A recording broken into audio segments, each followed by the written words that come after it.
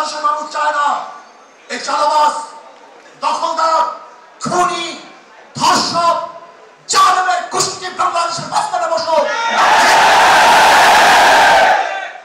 আমি ঘুমাতে পারি নাই ওই দৃশ্যটা, আল্লাহর কসম আমি শুধু ওই দৃশ্যই আমার চোখে সে ভাসছিল।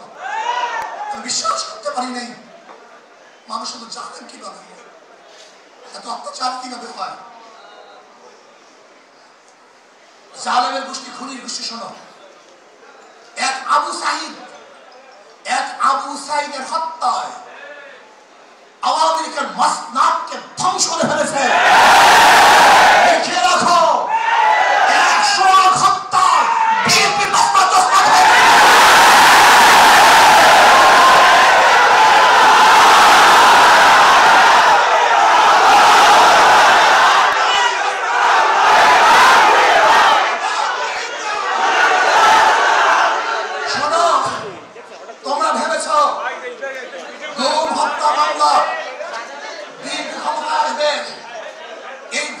তোমার সামনে সামনে মাথা নত করবে।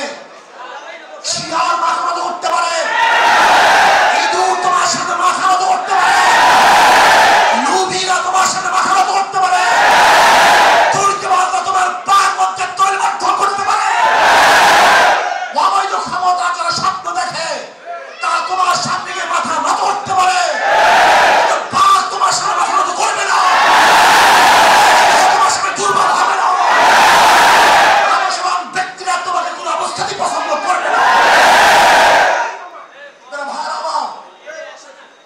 আমি মানুষের বিবেক দেখছি। এই ঘটনা ঘটাবার পরেও বিবেকবান মানুষ যারা নিজেদেরকে শিক্ষিত দাবি করে ওরা কিভাবে আওয়ামী লীগ করে আমার বুঝে আসে না।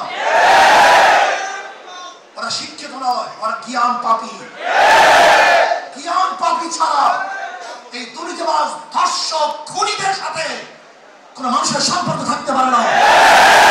আমি মনে করি এই আওয়ামী লীগ, বিএনপি যারা করে তারা সবাই ধর্ষণের সমর্থক।